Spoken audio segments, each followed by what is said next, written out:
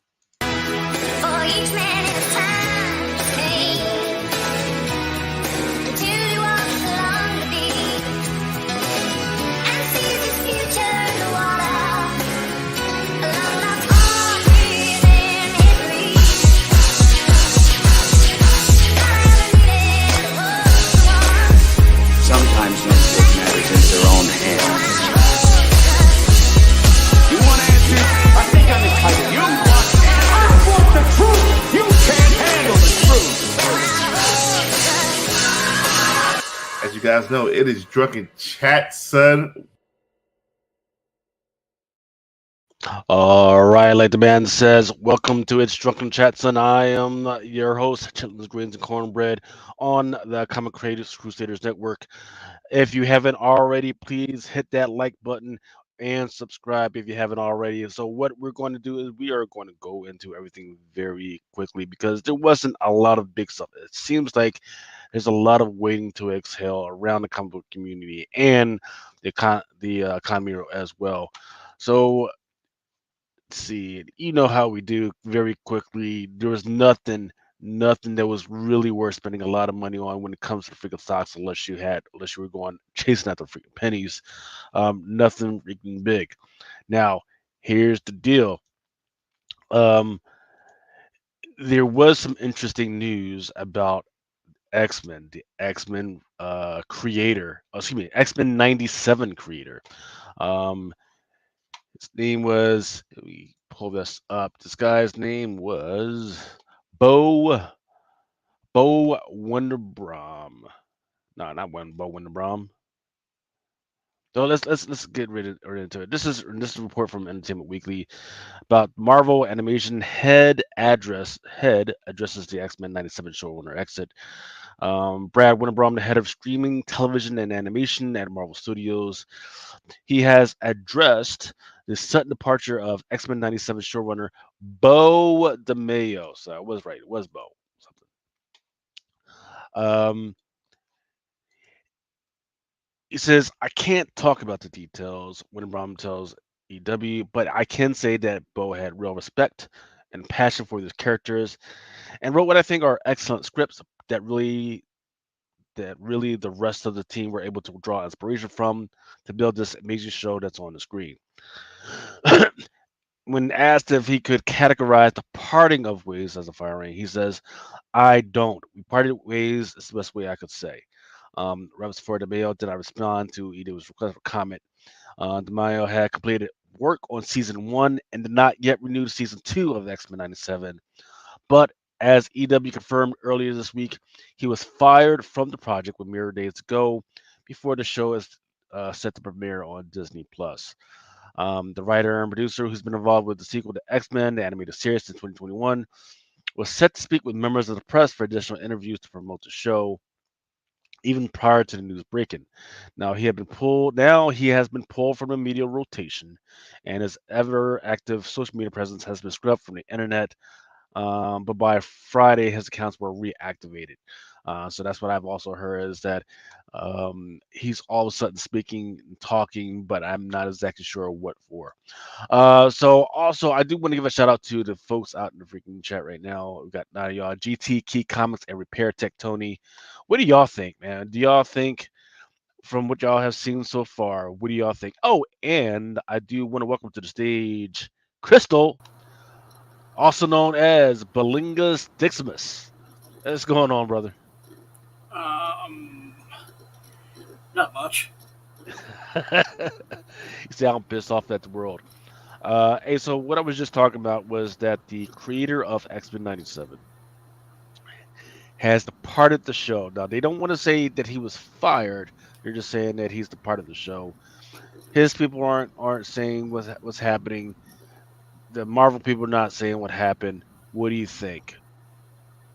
I don't know what to think about this because, you know, did he just set to piss Disney off, or vice versa, or it's weird. Yeah. So let me give you some other context to what might be going on. Uh, Um, in addition to actively promoting the show on social media, Baltimore has regularly posted shirtless gym selfies, and he operated a non-explicit OnlyFans account for a time. However, none of that was kept secret. Though showrunner and writer shifts are fairly common on ongoing projects, the fact that the Mayo's departure comes so late in the process, it poses a lot of questions. So it's quite possible he was doing something behind the scenes when he was off duty and it caught up to him, and now he's been asked to leave. I think that's probably what or it's one of those, oh, pending investigation. I think you need to step off the set, and they haven't figured out what's what yet. See, everybody tell your kids, man, can't be having these OnlyFans. Keep be freaking taking pictures and putting that shit on Twitter. You be doing all that. yeah, you can. Oh, you If can, but you'll probably get if you're fired. willing to accept the consequences for it, then yeah, you can. Uh, you know, like I said, you got to think. With great power comes great responsibility, and OnlyFans is a great responsibility to the world because you're giving joy to the joyless and hope to the hopeless, and making money. Yeah, yeah. I mean, but if you're gonna have like a day job and you're working for, oh boy, no board to my fucking company except your name's Megan Ward. Haha. Oh boy. You know. Now, here's something to also consider. Um, we've got what's today? Today is 16th. Yes, sir. Oh, well, we got 4 days away. well, yeah, we got I would say a month, maybe. I have to look it up again till the vote for the chairman's vote, board vote. Oh, okay. And some of the activists that are trying to overturn the chairman's board have specifically called out the woke agenda of some of these projects. Right? They said, "Hey, you guys have just put out these concepts at the basement of a story. Like, there's no story here. People don't want to go in and just sit there and get preached to. They want a they want a story, I right? actually think with X-Men '97, I'm also thinking maybe it wasn't woke enough and didn't really push a lot of Disney's agendas like other Well, projects did. I think that's what because considering what I talked about last week, that Bob Iger was saying, hey, there's a lot of stuff that we were working on that now we're pulling back on. Um, and it was probably specifically a lot of stuff that was woke, right? I'm not saying that, and once again, this is Lucas. I'm not saying there's anything wrong with woke, but a lot of these people that have been hired to, diversify, they have been okay at writing concepts up, right? But when it comes to actually doing a story, they have been absolutely freaking terrible at it. Um, so furthermore, in this article, X-Men '97, which is going to premiere on March 20th, so we 4 days away. Um, Bo DeMaio previously had told EW how he connected to the material. Once again, this is X-Men material. As a gay black man growing up with an adopted family, specifically to the themes of discrimination and found family. Um, okay. This is the first time I've heard this song and dance when it comes to the X-Men in that community. No harm, no foul. Oh, it's like, oh man. Um, I'm trying to remember this. Oh, so there was a show on Netflix about the drag community. It was called Pose, right? Okay. And this was like during the 80s. It was set during the 80s, like right before the HIV pandemic like really popped off. And that really was a really good series about found family, right? Because a lot of these people who were uh trans, right, or they were trying to transition, were kicked out of their homes, and as a result, no, they had no other family than what was in the streets. So there was all types of crazy stuff happening with them. A really, really, really good series. Um, but man, yeah, this happened 4 days. I mean, you can't even have your creator go out and promote your stuff, even though he was actually supposed to be already promoting it, which is kind of crazy. Yeah, I mean the red carpet premiere happened earlier in the week. Mm. Let's see. When did this article come out? This other article we talked about connecting that came out over a month ago. Yeah, back in February. Let's see. In it, he says, in addition, EW can exclusively unveil a sneak peek at the core gang back. At the core gang back. Well, that is a weird mixture of words. And their classic You legacy sure that's not a costumes. typo or some shit? Yeah, which showrunner tells EW will serve a specific purpose in season one. Says every design choice is actually a clue to the storylines we're doing. Nothing is arbitrary, and that the clues from the legacy costumes is all about nostalgia. It's going to be a nice nod to the pride of the X-Men. Uh-oh. Wait, that crappy one-off episode from '89? I don't know, but Yeah. they got pride. Pride is spelled Pryde, as in Yeah, Katie Pride. I'm like in guessing. Kitty Pride, yo. Recognize. For And he Jilf. explained. Yep. Kitty Pride And is a he JILF. Recognize. JILF. You I Did you like the mean fuck. Get with the program, son. okay? He explains referring to the 1989 pilot for a failed X-Men animated series, See, there we go. but it is to throw the X-Men back to a time where they were thinking about what part of this do I want to keep, and was it truly simpler back then, or were we just more naive? They are going to That's talk actually an about interesting question. uh, um, his team of mutants behind Charles Xavier is going to leave his team of mutants behind to recover in outer space in the care of Lalandra among the Shi'ar Empire. Okay, so they're going to bring up the Shi'ar Empire.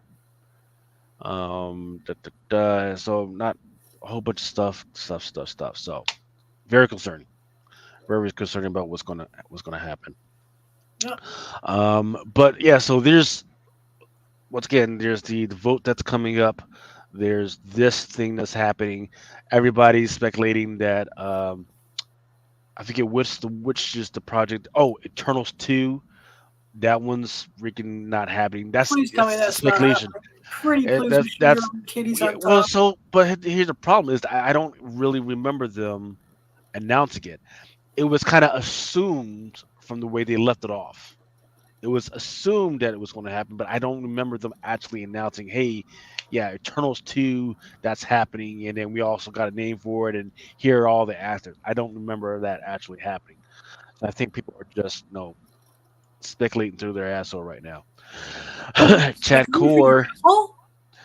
and to give a shout out to Chad Cave. He's asking, did we already talk about his OnlyFans? Yes, we talked about his OnlyFans. We talked about his uh, penchant for taking shirtless photos and posting it on Twitter. We talked about that. Supposedly the OnlyFans is non-explicit, so there's no crazy stuff on there.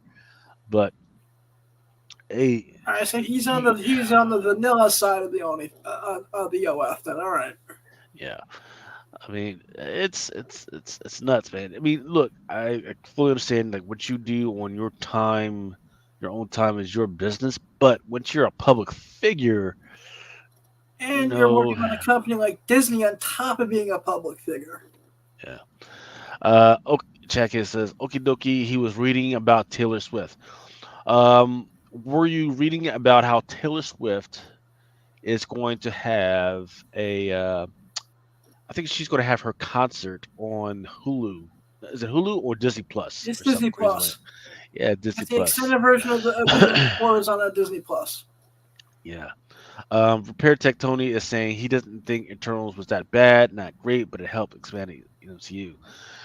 It was good for where it was trying to take it. It was trying to explain like, hey, maybe Thanos was right all along. There was a reason behind it.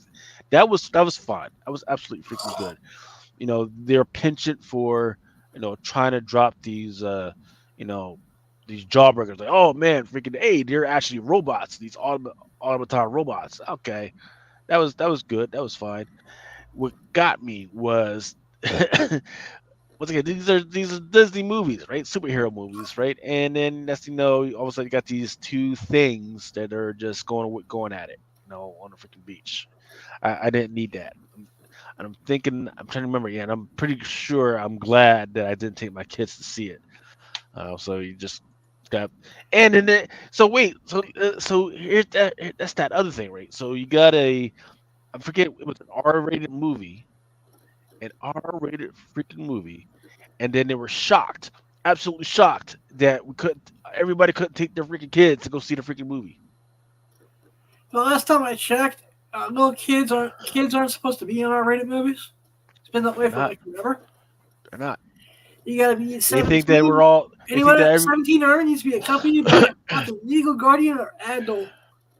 They think that everybody's bad parents. They think everybody's bad Nope. parents, and I'm pretty sure that a lot of parents have decided to stop taking their kids to see these freaking movies, especially Guardians of the Galaxies, which in my mind is supposed to be about a big old family with a funny tree and a freaking cute little fucking raccoon.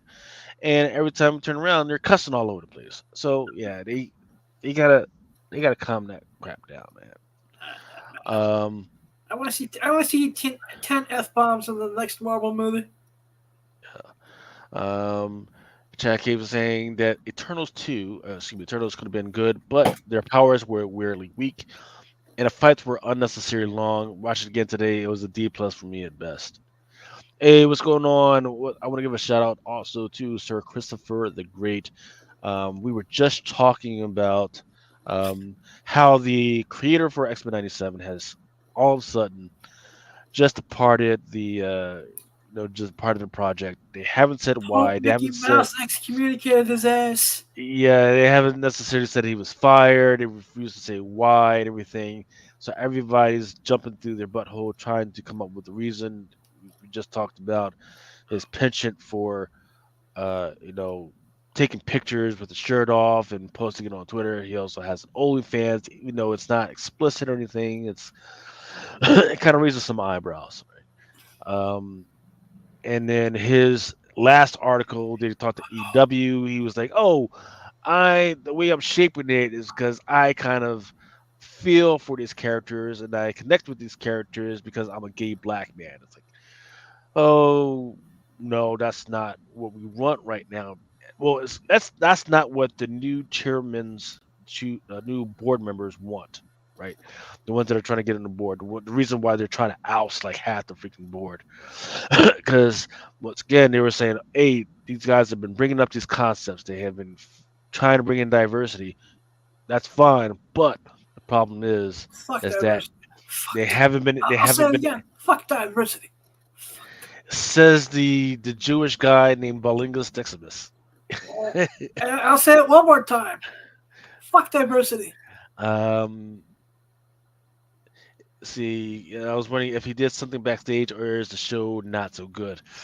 I think I've already heard that some people who have seen it that it's not good, or and that they wanted to go back and watch the old X-Men because maybe they were remembering it wrong. Maybe they were remembering it was better than it actually is. But they were just saying, yeah, it's just not as good. So it's just a few people just not happy with it. But that's not the time to fire your guy. That's when you got to get your guy out to go and promote your stuff even more. Um, but who knows? Let's see. All right, so again, that is the big thing that was going on right now. That's the biggest news out ever because that was supposed to be one of the closest big hits that was supposed to be for Disney right now, and now you've lost the creator. You know what? Um, If Disney fucks this up, then I'm gonna start having a little less hope for Deadpool 3 at this moment. yeah, it's a Sony driven thing though, right? Um, the only other thing that's happening in the economy right now is this week you got a couple of things: the home builder confidence index, housing starts, building permits. So just for them to turn around and tell us, yeah, that nobody's building anything. But the biggest one is going to be the FOMC interest rate decision. People have been waiting for this for a while. A lot of the banks have been waiting. A lot of companies have been waiting for this to figure out how much interest are we still going to be getting charged. For you guys out there, that'll determine how much you guys are going to be getting charged on your credit cards if you guys are paying with your common books that way. If it is bad and they don't raise it at all, then a lot of companies will still look to cut their depreciation costs and cut their labor costs. And they're going to look to fire more people because there's not another big meeting for a while. I think till like May or June or something like that. So right after the FOMC interest rate decision, then Fed Chair Powell will have a press conference and where he will step up and tell everybody what's going on and what's what. Then we should have on Thursday job claims, and then that is PMI, but the biggest one is going to be home sales and that interest rate decision. So that's going to be interesting. What else we got? That was it. Um, oh, I did want to play this one clip because as I was talking about the interest rate decision, right? So I think over the last couple of weeks, what I talked about was some of these companies like Disney and Paramount that just borrowed like another billion. Disney borrowed like 7 billion, Paramount borrowed like 5.7 billion. Of course, there's going to be interest rates on top of that. And the reason why they had to borrow a little bit more than they're used to is because of the strike, right? So now they got to pay their labor a lot more than they're used to. But now there's repercussions. And I want to play this video to give people an instance of what I'm talking about. Stand by. The American entertainment industry is dying. I struggled about making this post, but I think it's time for me to voice what's really happening behind the scenes in Hollywood. A lot of people have been asking me, well, Patrick, what's your next project? What's your next project? And I'll be honest with you, I haven't worked since spring of last year, and there has been no project since. After I wrapped my last show, Fight to Survive, and we saw the strikes looming for the writers, we thought, okay, this will be a lot like 07, 08. Since reality or unscripted television is typically non-union, we usually pick up the slack when the unions, like the Writers Guild and the Actors Guild, are doing their negotiations. And we expected this to happen last year, but it didn't. Since studios are run by corporations now, as opposed to executives who used to champion shows or support creativity or the artistry behind making television, that's just not how it goes anymore. It's slashing budgets across the board. From what I understand, the networks have simply run out of money. They all tried to adopt the Netflix streaming platform, get rid of advertisers, and work on just solely a subscription-based model, and that just killed revenue streams. In short, there's no money to make television shows anymore, or at least not in the United States. We've seen a lot of outsourcing out of the country. There's actually a show that's going to be about San Francisco Asian gangs.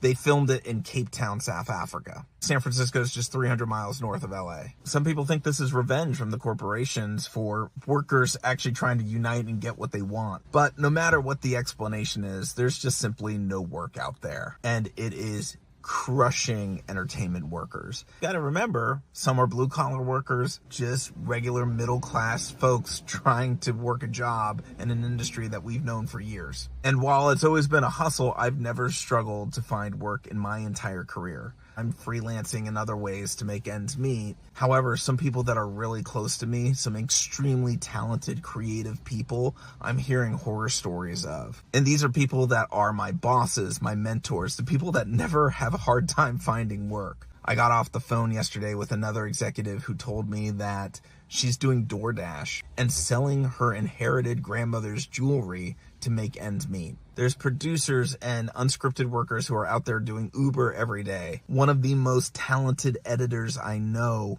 just told me that he's selling his place and moving out of California. And then I've even heard of a suicide, because that's how bad it is right now. There's really not much of a voice for our industry, so that's why I'm making this TikTok, to get the word out there. And I've spoken to a lot of other producers, and a lot of us are truly wondering that out of all these years, this is where our career ends.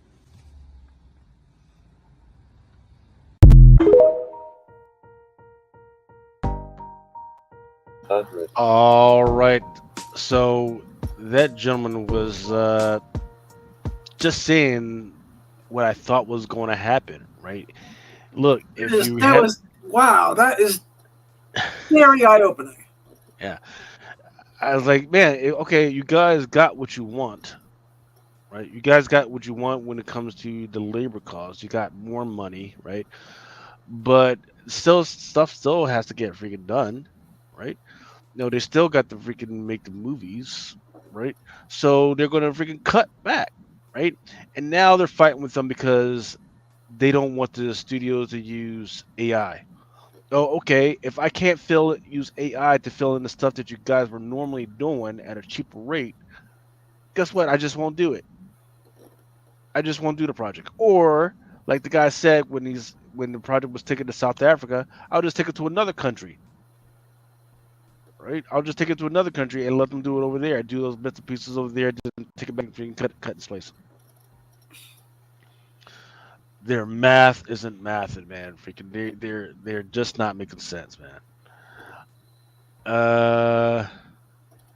Chad Cave is asking, hey Adam, did you know that I am African American? Okay.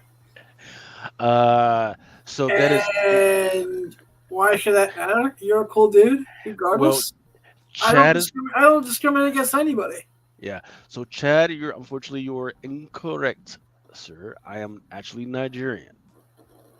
So people get a little pissed off at me when I don't share the same views. Y'all are in the trenches. I'm from the bush. You know. Jack Cave says no, he's kidding. Chad Cave says he's kidding. Nothing but love for you, Adam. Which could mean anything. I hope you're having a good amount of vodka tonight, Chad. I love you, brother. Yeah. So what I do want to do is I do want to encourage y'all to have a very fun and happy Mardi Gras. I will not be partaking still, as I'm still on my own personal strike until Mel gets his black ass back on a freaking show. I can't drink alcohol. I'm still on some medication. Okay. Well, we'll have to find some other way to partake, sir. I got a Monster Energy drink that works. All right. Here we go. Mail call. This is some of the stuff that some of these distributors. Excuse me, Lucas. Yep. Before we get into that, there was one thing I wanted to bring up. Sure. Go ahead, man. Did you see the trailer for the Crow reboot? For the which reboot? The Crow. The Crow. I have not. I don't. I really do not like to see trailers because what happens is I get to the movie and there's no surprise for me because I've already seen 80% of the movie inside the freaking trailer. Yeah, so I really don't like. I wish I had the option of being able to see well enough to just look at the still pictures, but unfortunately the trailer works better for me sometimes. And interesting. I still don't know why we needed a reboot of The Crow when I feel it's pissing on the legacy of Brendan Lee.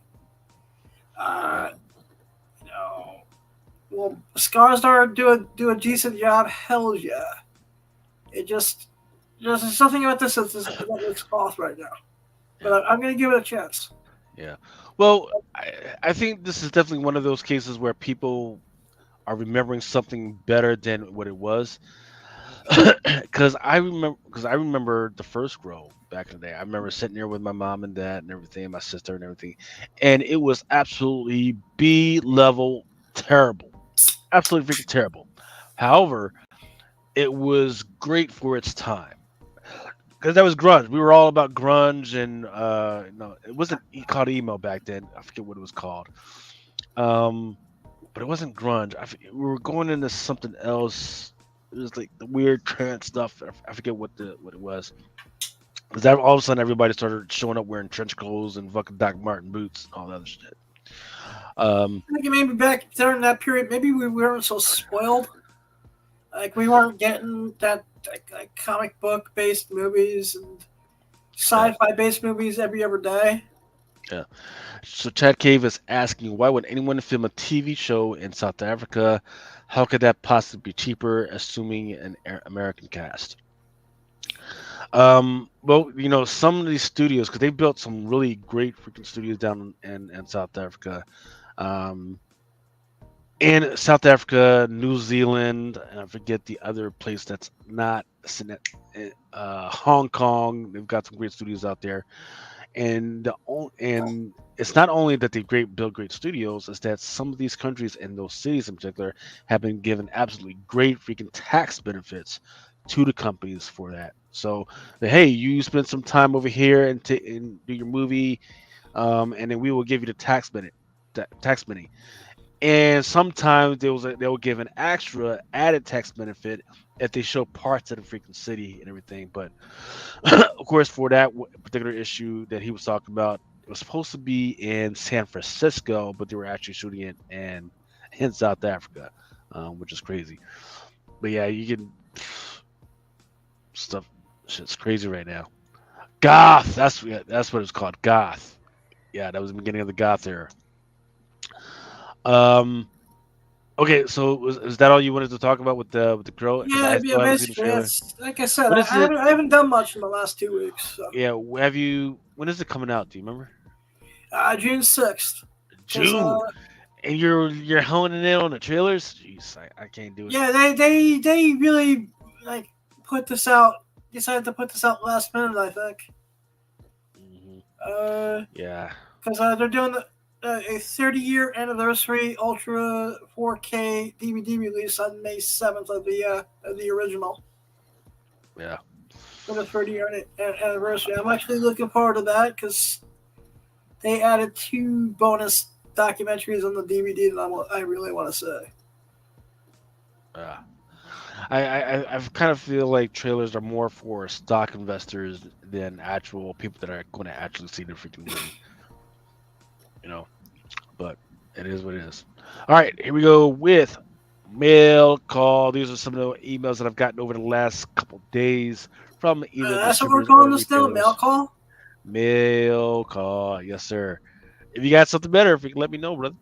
First up is from Bird City Comics. They've got Ghost Rider, Final Vengeance #2. They've got a beautiful Lucio Perillo, and it's a weird Ghost Rider. Excuse me. And he's got the Affinity Gauntlet, and he's got a Little Red Riding Hood. I'm gonna have to get me 1 or 2 of those. Yeah, he's dressed as Little Red Riding Hood, and he's got the Infinity Gauntlet. So, we'll see. That is awesome. This one goes on sale today. This one is the Run the Jewels version, but it's for World Tree. And then also they have their own Pharaoh #1 Forstner Fleets Run the Jewels for Pharaoh. Coming from Marvel, they wanted everybody to know that there is going to be, I guess, like these fake vampire teeth that they're selling to the retailers. They come in a pack of 10, I believe. Okay. Yeah, they come in a pack of 10.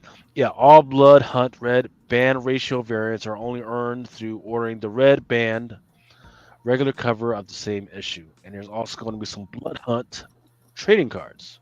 Okay. Excuse me. Okay, coming from Dynamites, there is going to be a third print for Thundercats #3. And then there's some really great ones for Thundercats #3. There is a great Lucia Perillo with what's the one dude that looks like a black guy? Is that Panthro? Is that his name? Yeah. Okay. I had to make sure because I know some of y'all get pissed when I get the characters wrong. One is really terrible. I guess that's Ivan Tao. It looks terrible. It's Panthro and it looks like freaking Jethro. Man, it just looks terrible.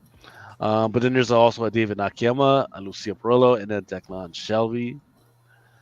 Uncanny Valley #1. I actually probably should have spliced something because you interviewed Mr. Fleets I a mean, couple yeah, weeks that ago. was like almost 3 weeks ago now. And out of the entire interview, this is the book I'm looking. I'm actually looking more forward to this than I am Farrell. Yeah, I really like the concept. yeah. So there's a Watcher Fleets 1 in 10, 1 in 25 by Bean, 1 in 50 by Mora. And then there's an unlockable Fleets and a blank sketch. Is the unlockable like one per store?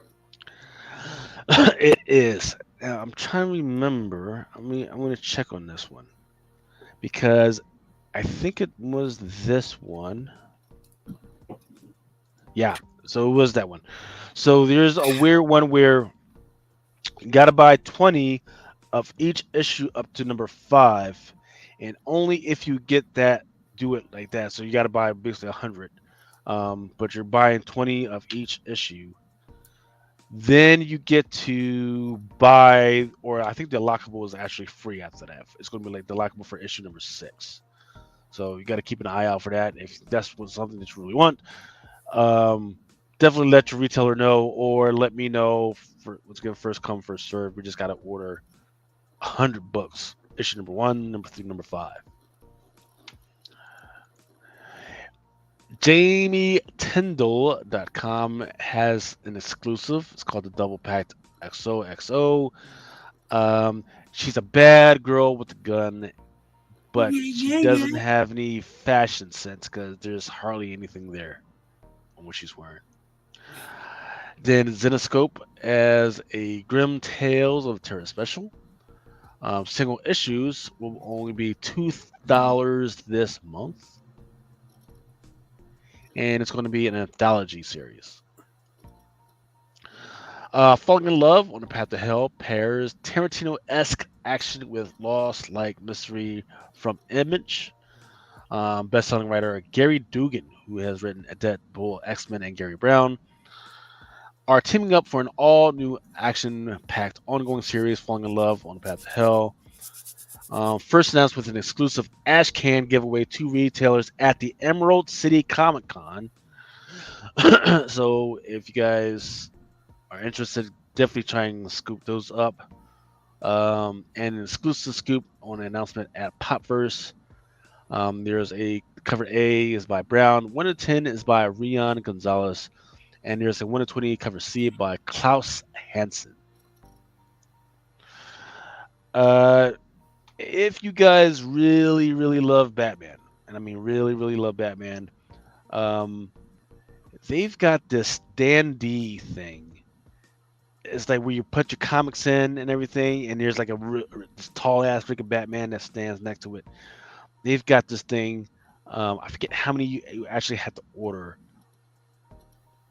But yeah, if you need one of those, let me Wait, know. what is this?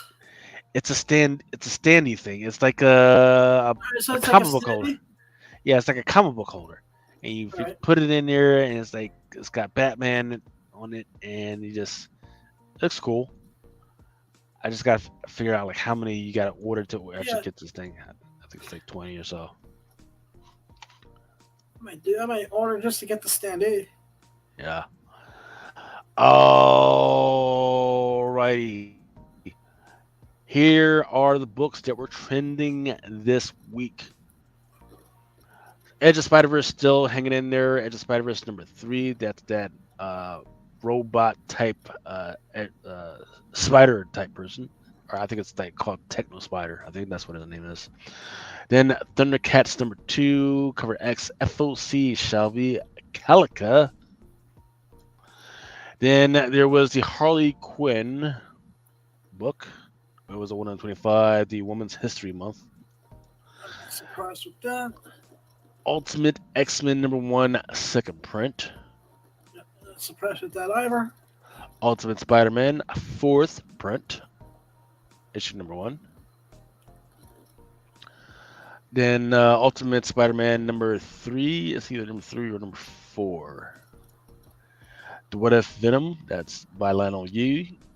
That's the one with Wolverine being taken over by Venom. Okay. Carnage. Amazing Spider-Man by John Romita Jr. Wolverine, number 45, Lionel Yu, Sabretooth War. Some Ghost Rider. Transformers number 6. I believe this was number 1. Yep. Oh, that was number 1 within the last 7 days. So the big book for the last 30 days has been almost neck and neck. Ultimate Spider-Man number 3, the cover A to Chichetto. Then that second print, Ultimate X-Men by Silva. Actually, it's not even close, excuse me, because that Ultimate Spider-Man number 3 actually sold 200 copies in the last 30 days. And then comes your Ultimate X-Men number 1. How many copies did that sell in the last 30 days? 174. 160, Oh, you yeah, 174. Yeah. Yep. Did you read that yet at all? Ultimate X-Men 1? Yes. So, in fact, I actually reviewed it on what's the name of the other podcast we got? The No Prize podcast. I Yeah. reviewed it, and the old guys, they didn't like it at all. They freaking hated it. But I had to tell them, man, look, Peach Momoko, she is a manga anime type writer, and she is writing for the anime manga type audience. The superhero stuff where Superman comes in to save the day, that's not what she's going to write to. She's going to write a anime manga type horror series, and there's going to be tips and freaking Tits, yeah. Nah, she doesn't really draw tits really. There's Well, going to she be does. slips and falls and weird stuff happening and creepy things around the freaking corner. That's the way she wrote it. She wrote it to be a script, so you could when you pull it open and you're going through it, you gotta pull it open and it's looking in your eyes, mine, as if you're watching a freaking movie. If you don't know what I mean, go watch an anime, a horror movie from Japan or Korea. They have a very unique style where they don't just throw everything at you and start killing They make you everybody. work for it. You work for it. They slow it down. They give you hints about what the heck is going on, and that's what Ultimate X-Men is doing. All right, cool. How does it compare to, say, the Ultimate Spidey or Ultimate Black Panther? Because it's the only one I haven't read it yet. Right. Well, I'll give the old guys this because their main complaint was that there wasn't any X-Men in the book.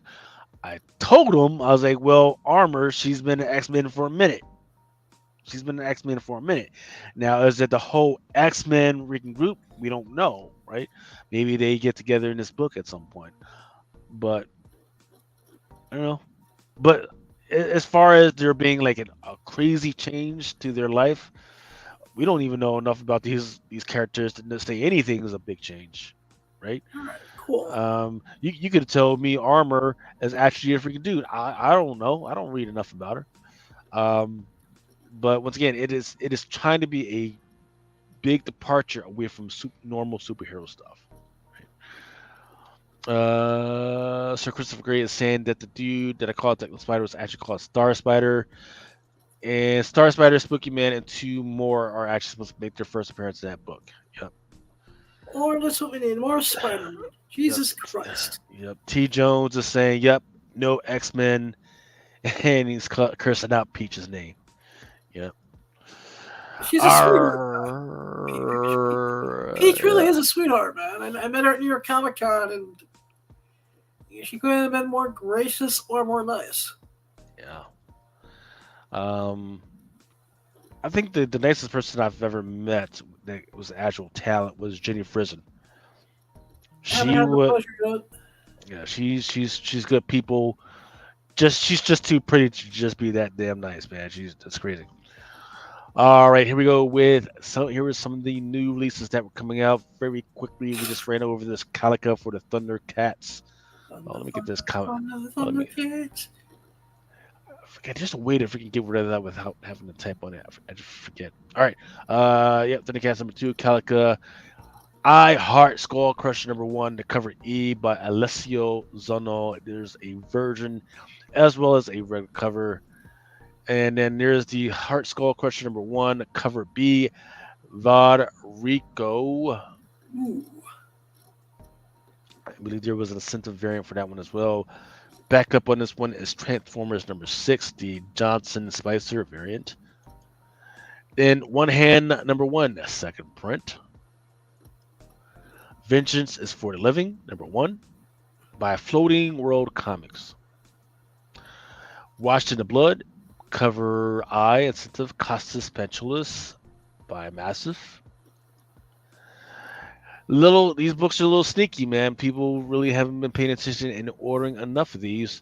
And this one hits it out of the park of the creepiness of this freaking movie. And I'm talking about Night of the Living Dead, Ken. This one is a limited edition Karen photo variant cover. This one was It's a put out. photo cover too?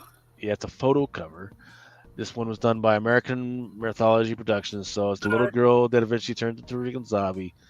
And the other ones, it's not her first time that they did a photo of this one, but this is the one that fully and perfectly captures how creepy she was. Perfect. This one sold out. Book 2 for Avengers Twilight. This one is a second print. Yep. Great series. Yep. Then Avengers Twilight number 4, Daniel Acuna. This one's got the one with Thor on the cover. All right. Then Ghost Rider Final Vengeance number 1 had a Ben Sue foil variant. Fucking foil. Yeah. I was sick of foil, man. I want to take all the foil in the world and have it destroyed. I think a lot of people are missing out on this because, when you get to your local comic book shop, and if you're not looking for it, you're like, oh man, that's kind of expensive. Once again, not realizing that the retailers are not getting it at a cheap price. Yeah, we get fucked with that on a discount level. Then there's the Chad Harden. This one got no love whatsoever, but I think usually what will happen, especially with these art term books, is that within the next couple months, then you'll start to see drips and drops as retailers start to lower their prices on this one, and it just gets pushed out the door. Which one is this? Because Art Jones, one of those artists that has like 10 covers out and then he give a wink. Yeah, Black Widow, Hawkeye. Oh, That's the one with Black Widow and fishnet stockings all the way to the neck. Yeah. House of Slaughter number 1, cover F. Andrea Sorrentino, the black and white cover. Then there's your Ultimate Black Panther issue number 2. Second print for Black Panther number 1. Zawa and the Belly of the Beast issue number 5, cover B by Rian Gonzalez. It's it's cute but creepy at the same time because this little girl. She's raising up her shirt, and then underneath there's nothing but rib cages. Okay. And Gray's is saying, "Yep, yeah, man, they try to charge too much for that 1 in 100 art germ. You know, I mean, art germ is good, man, but it's not that 1 in 100 good. I think was it $4.99 or was it $5.99 for that one? I think It was it's crazy on that one. Yeah. And then was that it? Yep. All right. So we're about to go into the episode, but before we go into the FOC, here is some wording from Man Slash. Hey, I'm Slash. You probably know me as a musician, but back in the early 80s, I was the night shift manager at Tower Video. I remember when the first Deathstalker movie came out. It was awesome. It had these massive swords, hot women, you know, gigantic monsters, and just all that great sort of 80s kind of vibe to it. Which is why I'm so excited to tell you we're bringing Deathstalker back. Together with Vault Comics and the team of Tim Seeley, Jim Terry, Stephen Kostonsky, Nathan Gooden, and the original movie poster artist Boris Vallejo, we're bringing you an all-new Deathstalker graphic novel. The story is wild and hilarious, and the art is fucking fantastic. This book mixes the nostalgia of the 80s, but with a bit more modern humor, so check it out. You're gonna love it.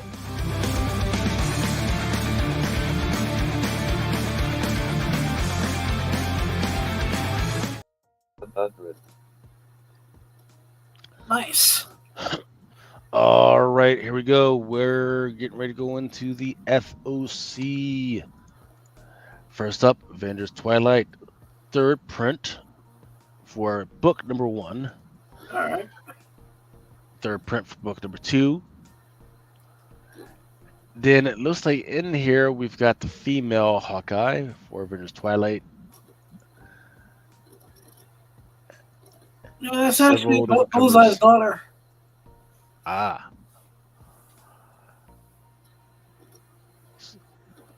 Some pretty good covers.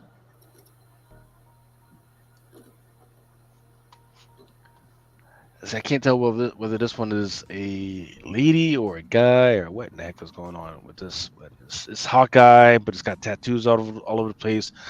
But what's also interesting is that one of the tattoos is a Punisher tattoo. So I'm not sure what's going on with that one.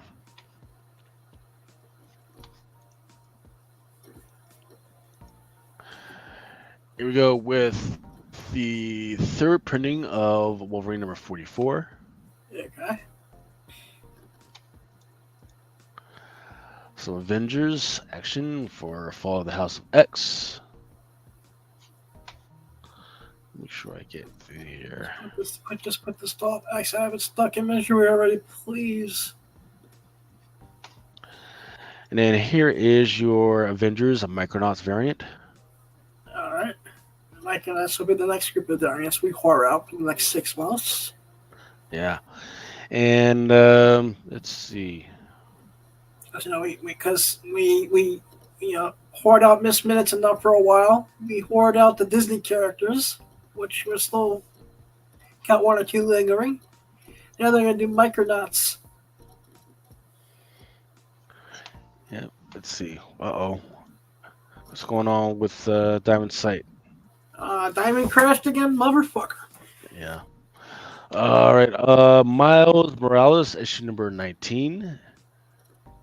Here's cover A, and then there's a 1 in 25 by Derek Chu.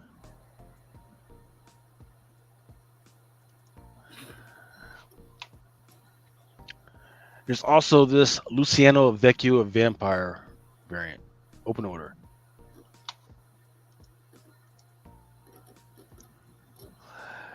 Daredevil. You know what's crazy is I used to read Daredevil religiously. Now I'm not even interested really anymore. Why? Because this series is really good.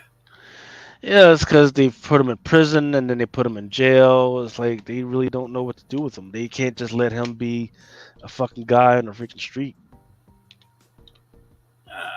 I guess I don't know. Him as a preacher actually has really been working for me.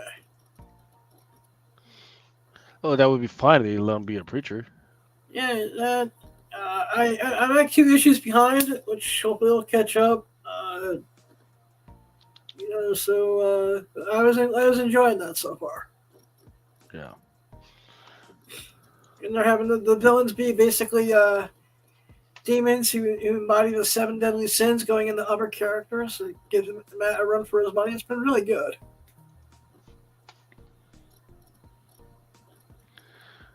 Stand by. I'm trying to make sure that some of the stuff is right because when I go to the Diamond site, stuff is like messing. The Diamond has a shitty website, man. They can't deliver packages right away. Fucking Diamond. Think they're tough. ABC. Guess not. Star Wars Mace Windu. Okay. Mission number 3. There's your Palpatine and Darth Vader variant. All right. Spectacular Spider-Man. That's creepy ass Peter all over the place. And I'm trying to see. And there is a 1 in 25. Did I pass by that one already? Yep, there we go. It actually looks pretty good because they got Peter and Miles, but they've got the webbing in the back of them. And it looks like they really took their time to actually kind of fill out spider webs. Nice. It's very clear. It looks really good.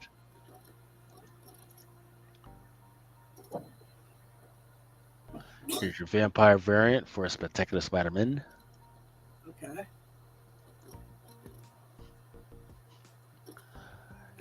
Some X-Men. Let's see. Make sure this is... Because it's not Weapon X-Men.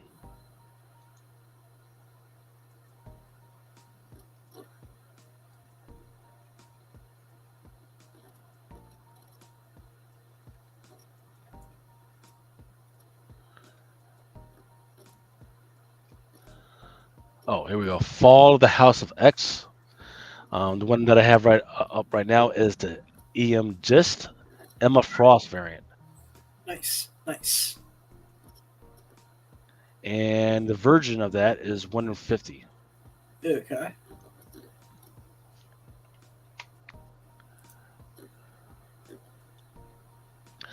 This one up here, right here with Polaris, taking a coffee, is 1 in 25 by Mahmoud Asrar.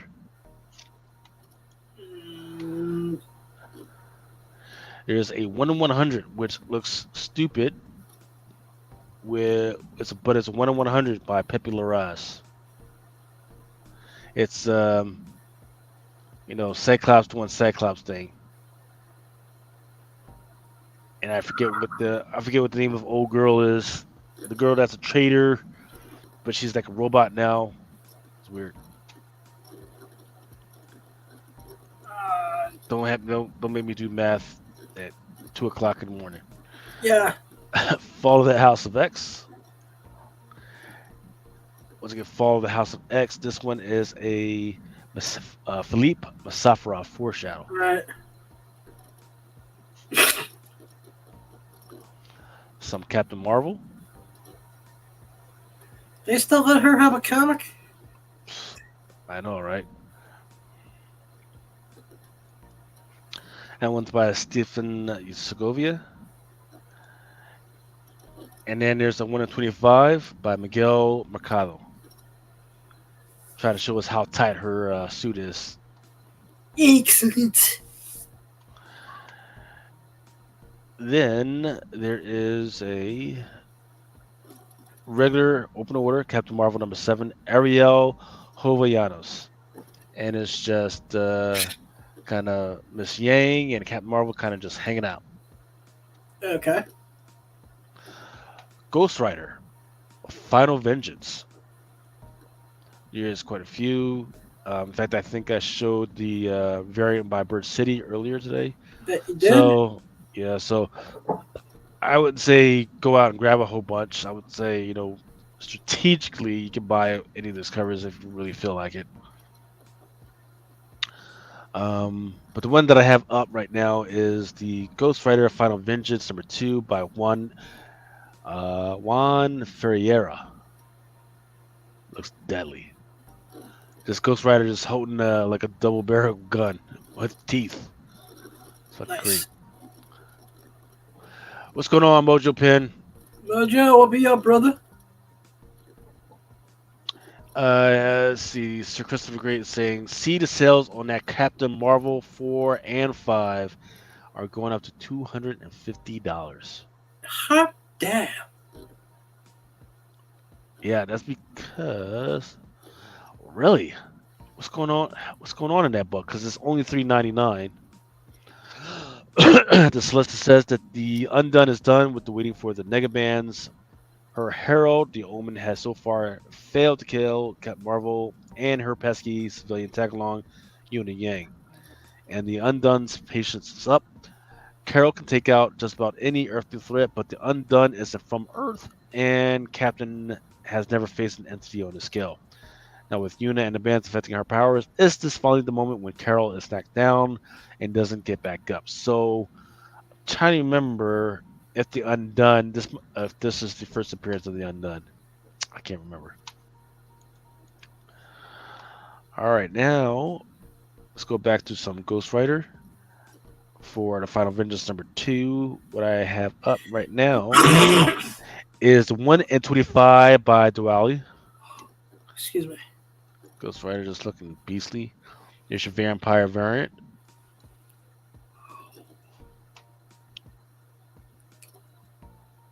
There's your Casa Grande. And then there's a Mark Texera. Ooh, nice. Spider Woman. #6. Another character? What shit does something her have a comic book? There's a 1 in 25 by Ricky Yagawa. There's a Belen Ortega vampire variant. And then Spider Boy #6. There's the regular cover. Then there's your 1 in 25 by Nick Bradshaw. Here's your Ben Sue vampire variant. Okay. There's a very, I don't know what the heck is going on here, by Peach Momoko. Oh, wait.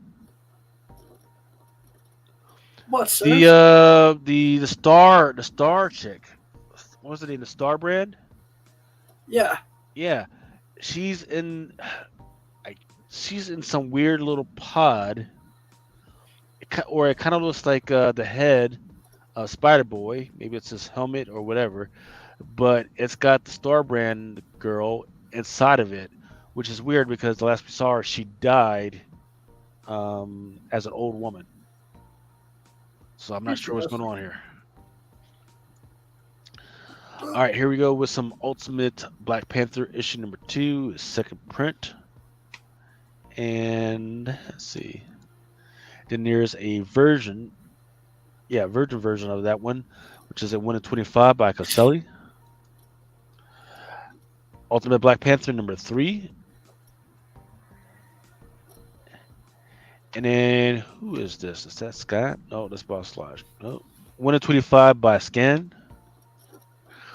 There's your 1 in 10 by Momoko. There's your Boss Logic. And then there's a Joshua Cassara. Now here we go with the big book. This is gonna freaking rip some retailers freaking an asshole if they don't keep on top of it. Blood Hunt #1. Yeah, okay. Yeah. There is a 1 in 200 by Art Germ. That's the one with Tigra on there. All right. There's a Kale Nagu, 1 in 25. I believe this one is your Del Auto. There's a 1 in 100 as well as an open order. There is a John Tyler Christopher negative space variant. Okay. And once again, these books are $5.50, by the way. $5.50. $5.50. I give a Black Christmas a $5.50. There's a Lionel Yu wraparound. And then there's a Javier Fernandez foil variant.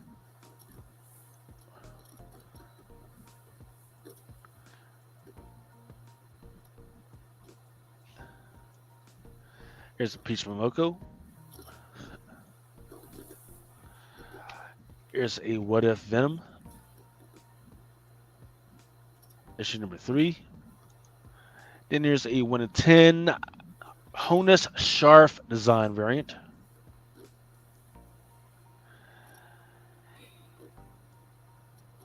There's another Peach Momoko who's just getting her hand just worn out. Dead X-Men. Yep, Dead X-Men number 4. There's an absolutely freaking gorgeous cover by Jung Yoon with Jubilee on the cover. And she's Nice. doing her thing. And you know what, man? This is the first time in a long time that I've seen her on the cover. You herself. just stole the words from my mouth because And she's not chewing bubblegum. ooh, that's even more interesting. There's one thing I hope X-Men 97, regardless of how good or how bad it is, I hope that there's enough Jubilee fans who can help have the character have a resurgence. We'll see if that happens with X-Men 97. If they do these characters right, Maybe I'm hoping there'll be some spillover from people who are going to feel nostalgic for the old show. And, so it's going to be a test, right? You know, Yeah. either you're going to have a bunch of people that are going to like her bubbly character, or see her as kind of delving into the anime manga side, because that's where she's supposed to be, or will people just reject that whole thing? From her beginnings. Yeah, or will people just reject that whole thing because let's get at the end of the X-Men run, that's when we were starting to get into that goth period. So That is true. Calamity Collection says, man, I ain't not bothering with all of this at all with this book. Damn. Remedy. Here's Weapon X-Men number 1, second print. Amazing Spider-Man 255 facsimile. Oh, God damn it. And here's a Torn Clark. Planet of the Apes. Black Widow and Hawkeye, issue number 2. Okay. I want to make sure I get this art correct. Yep, 1 in 25 by Aka. Then there's a, who is this? Yep, Jesus Saiz. Then there's a vampire variant. And there's a Todd Knock window shades with both Black Widow and Hawkeye in window. Oh, Calamity Collectibles is saying that he's not going to bother at all with the Blood Hunt book. All right, I can see that. Next up, we have Giant Size Hulk number 1. Yeah. Here's a 1 in 25 by Mahmoud Azrar.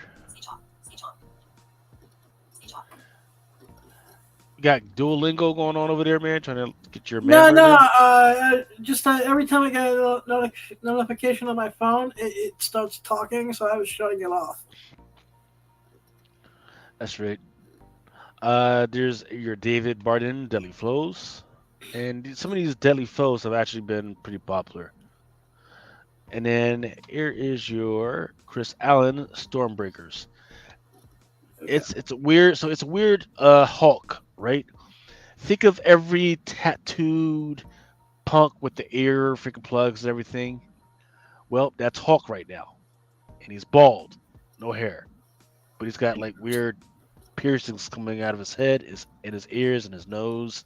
He's probably got his Prince Albert fucking pierced too. Okay. Go on. I think I will move on. I'm going to move on. Blunt number one. Don't forget that there is a baggie to this thing to warn people that it's too explicit to just sit there on shelves. Cool. Roxanne presents Thor. Nice. Shit. Where is? I'm lost in the sauce right now. Oh, there we go.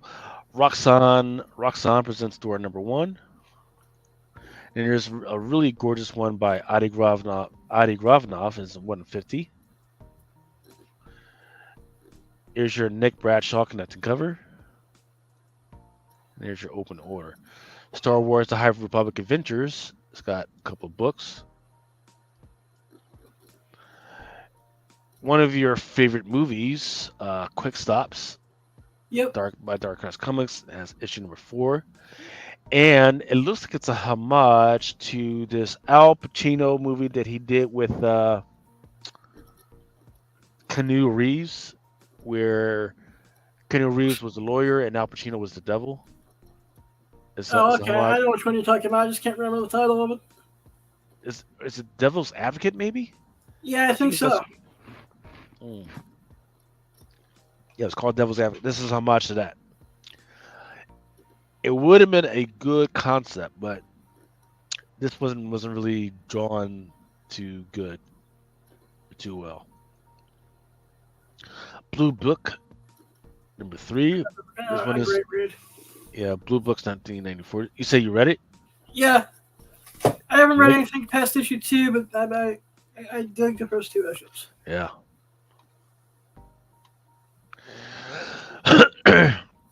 All right, New York Spawn 93 is in the house. He says, "Hello, sir. How you guys doing?" He noticed that the Streamlabs doesn't work.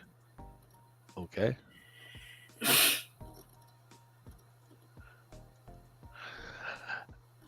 Toxic Commando by John Carpenter. Okay, John Carpenter has done a lot of horror movies, so that's for your consideration. Helen of Windhorn.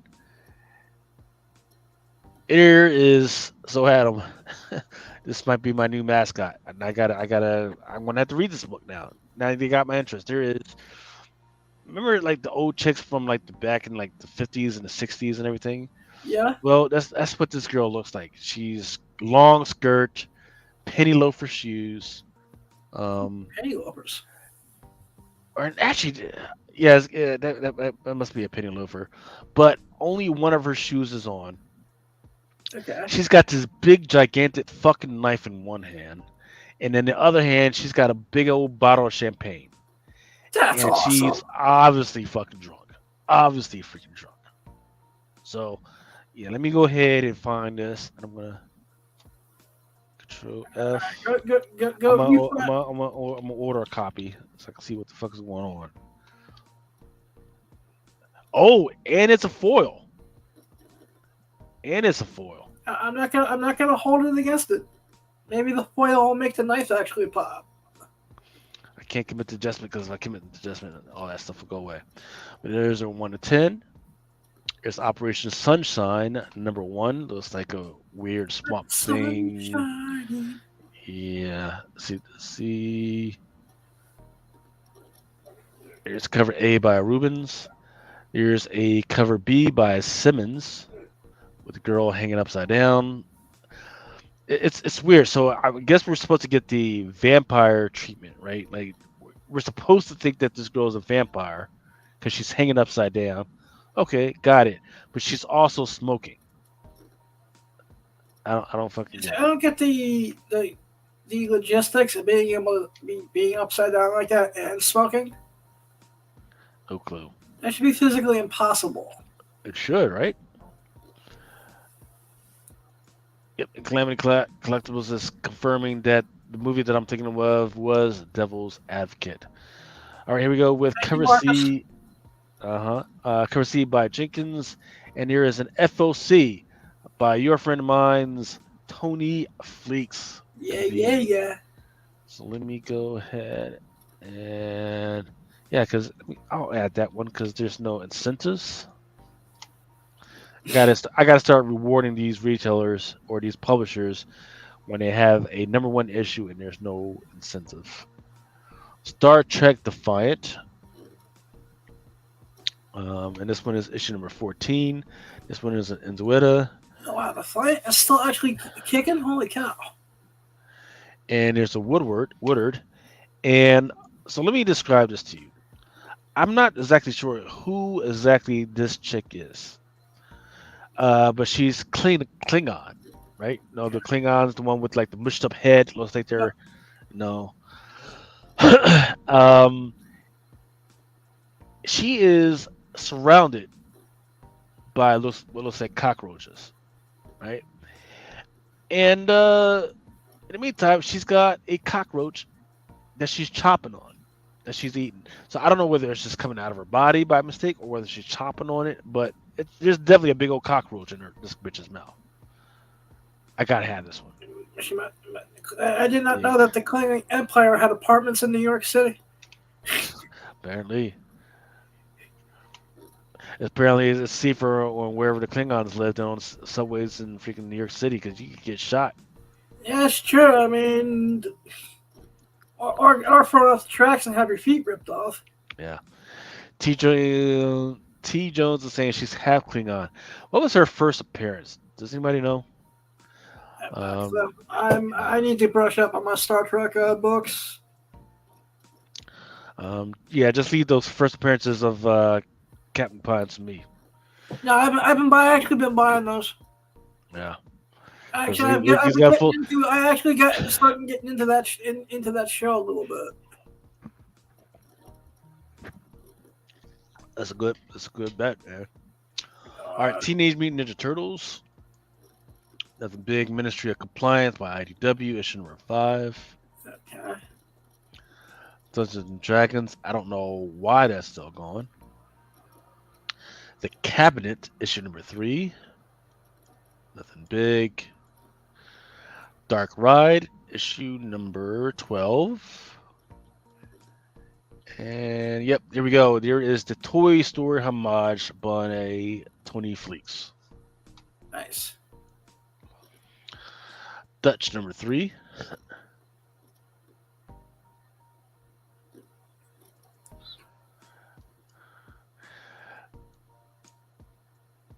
And Dutch number 3 has a a toy variant, action figure variant. That's what it's called. Gunslinger issue number 31. Latina. And this Gunslinger, let me make sure I get the art correct. This one actually looks pretty good, even though it kind of reminds me of this Red Sonny one that I had seen earlier. Yep, Spawn. No. Wow. They don't have it. Okay, whatever. So this Gunslinger number 31. It's got Gunslinger just hanging out at the freaking bar, but all around them, everybody's freaking dead. They either got a freaking gunshot to the head or straight to the chest, but he's taking all these freaking Head, demons. chest. Yeah. Head, bang, Very, bang, yeah, bang, bang. very bloody. I Hate Fairyland. It's a homage to Conan the Barbarian. All right, another book. I'm shocked that's still going. And there's a Scotty Young variant. Okay. Locoman, I think this is one we actually talked about on your show, in your interview. Yeah, actually, didn't we talk about, what is that, the Local Man Bad Girls? Well, no, so that one, that FOC went last week. This one is the one with, he's in a diner, and the girl, she's going to give him a cupcake. She's going to serve him a cupcake. Oh, yeah. And she's got a knife behind her back. Yep. Yep. We highlighted this on the episode with Tony. You guys can check out that on Awesome Sauce Radio. It's Friday edition number 7. Yeah. Rat City issue number 1, but it has Spawn on the cover. Did not realize that. But it looks like it's a futuristic type Spawn because it looks like his body is actually a robot. So let me go ahead and put in an order for that one. He's gonna put Pizza Rat on the cover. Schlub Spawn number 352. Scorched number 28. Nothing big. Transformers number 7 is going to be on FOC this week. Okay. Here's a cover A by Johnson. Here's a cover B by Corona, which has got. Actually, that's not the. Excuse me, that is not the Corona right there. This one is the 1-25 by Winterguard. It's got Soundwave stopping on Starscream's chest. Looks pretty good. That's awesome. Is that a ratio or? It is a ratio of 1-25, and there is a 1-50 and a 1-50 by Clark, and a 1-100 by Delmundo. I could pull it up, but I don't want to waste everybody's time because they're like, eh. So what I will say is, if you go to previews, you can probably find it. The SKUs is Feb 24088 for the 1-25. For the Tarn Clark, it's Feb 240489. And then for the 1-100 Del Mundo, it's Feb FEB 240490. Undiscovered Country, there's World Tree, issue number 9. What's the furthest place from here? Issue number 18. Damn. Good Lord, they're just trying to freaking stretch everything out. I remember when they were trying to give everybody freaking record players or records with that, but I don't have a record player, Issues so 1 I and can't 2. even play it. All right, so what I'm looking at, it looks like we're going into the DC comic stuff, is Action Comics number 1064, a Rafael Sandoval. Let me stretch this out. And then there's a cover B by Jorge Jimenez. There's a cover C by Paola Rivera. Cover D by Michael Walsh.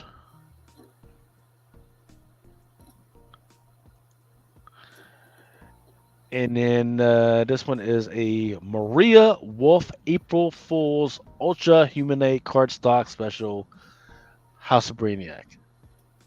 Okay. Still going with 1064 for Action Comics. There's a 1-25 by Ariel Colon. Okay. And that same Rafa Sandoval has a connecting foil variant. And let me see if I can look at the it's a solicit, because I don't understand why there's so many freaking covers. All right, so it says House of Brainiac Part 1, Brainiac Attacks, Brainiac's Lobo Army. Oh, so there's a whole bunch of Lobos on here. Yep. And this is, so I guess I'm gonna have to go back to 63 and see when do these Lobos show up. All right, fair enough. Babby the Barbarian and the Player's Throne. All right, here we go with some Catwoman. Not sure what's going on with this Catwoman, but there's a Torn Clark that's out there. Not sure what's going on.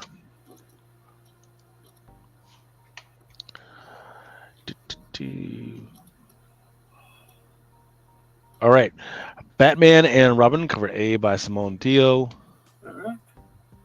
And I do want to read solicit that as Batman finds himself in the clutches of a new cult that worships Man-Bat, Robin continues his own investigation into his high school's connection to Shush. That was a new character. She first arrived in Batman and Robin number 1. And then her first cover appearance was on issue number 2. Then there is Hardline? I forget what this chick's name is. Hardline, maybe something like that. Yeah. She's on the cover B by Jakuri. Yeah.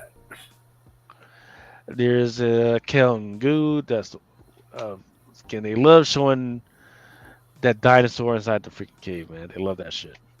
Then there is a cover D by Jim Lee. Here's your winner 25 by Nicola Says Masija. Batman, Robin, and Howard. Batman, Neo-Gothic hardcover. Then there's the Batman Dylan Dog number 2 by Gigi Cavanago. Cover B by same guy.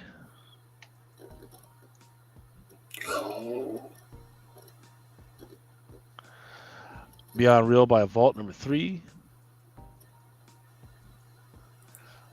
Now here's an interesting thing by Distillery. The Blood Brothers Mother.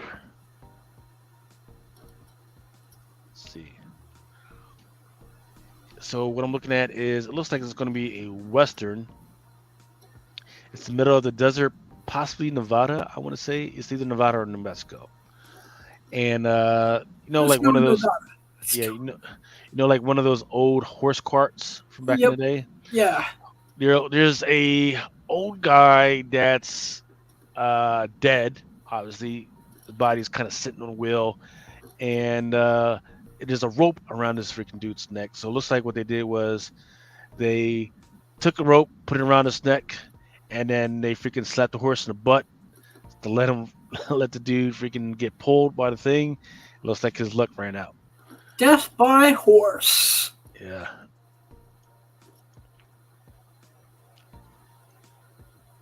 Oh, there's a headless guy on this one.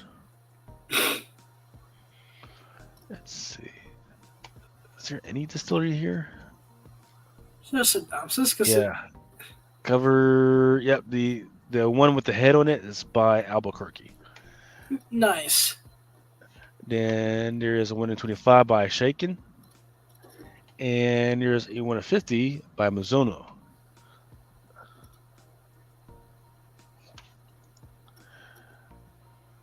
Oh, this one looks pretty good too. Cover F, Johnson. Looks like Death riding a horse on a sickle and chasing after these cowboys. Some Kid Flash. Squad Sissy number 2. Dwelling with the hardcover is coming out. Nice. Let's see. That should do well. As a hardcover, that should do well. Yeah. I'm trying to remember what this one is. Okay, here we go.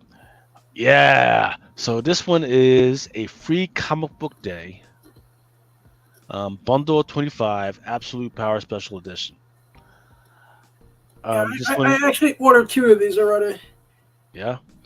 The prelude to the biggest DC Comics event of 2024 is here. It's a story of 30 years of making and a special free comic book day tale. The final domino to fall and an epic scheme comes tumbling down, and the DC universe will never be the same. More details to come soon. So I'm going to order at least one bundle.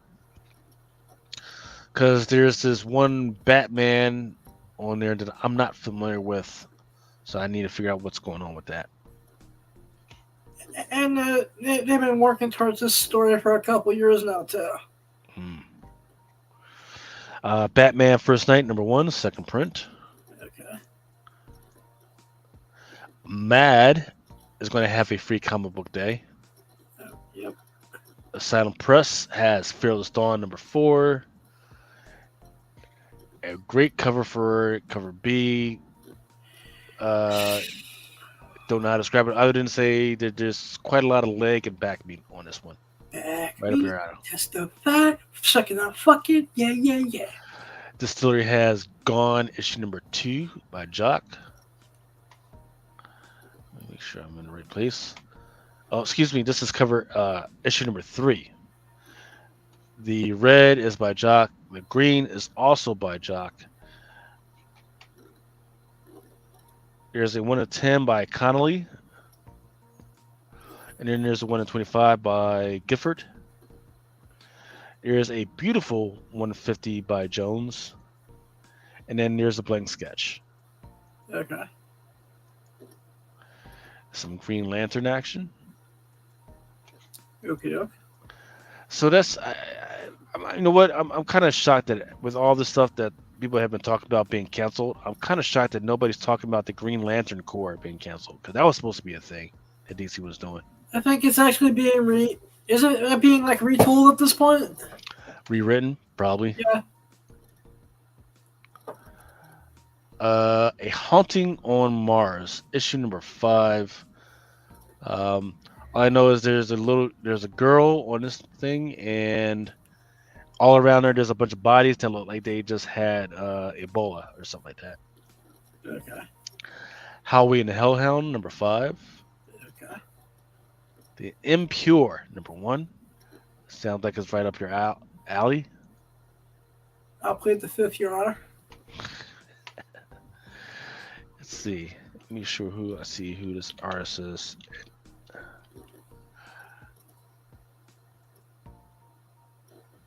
If I could just spell correctly.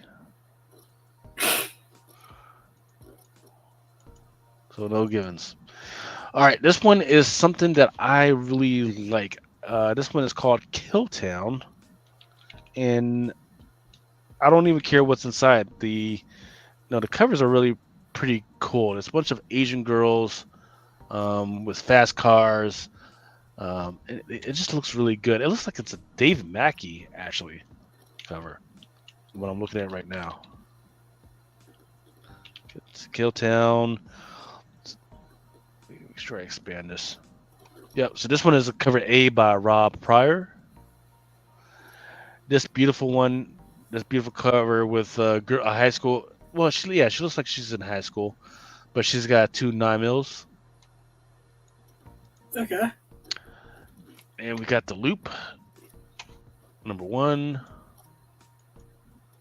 You guys can guess what the Loop means. Love Me, a romance story at Midnight Western Theater. Mitch, number 4. Night People, number 2. Some back row actions. Papa Duke, issue number 1. Some Red Hood. Rogues, number 2 by Scott Comics, I'm guessing. Self-Esteem and the End of the World. Okay. Scout Comics has a children's imprint called Scoot, and they are putting out Sheldor the Defender, issue number 1. And here's a black and white version. Silicon Bandits by Magma. I'm trying to see if there's anything. Is that the end of the goodness? I think so. Because I think what we'll do is we'll take a quick. Yeah, we'll take a break.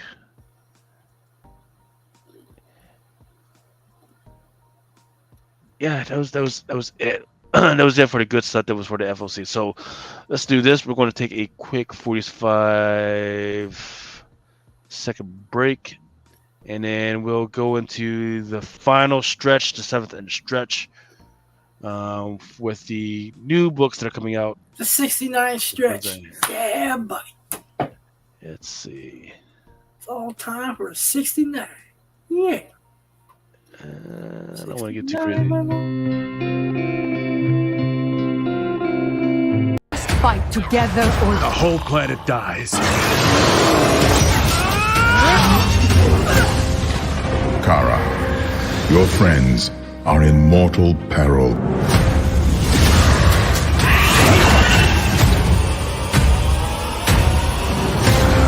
All living things in all realities are about to die. Only by taking action can one transform doom into salvation.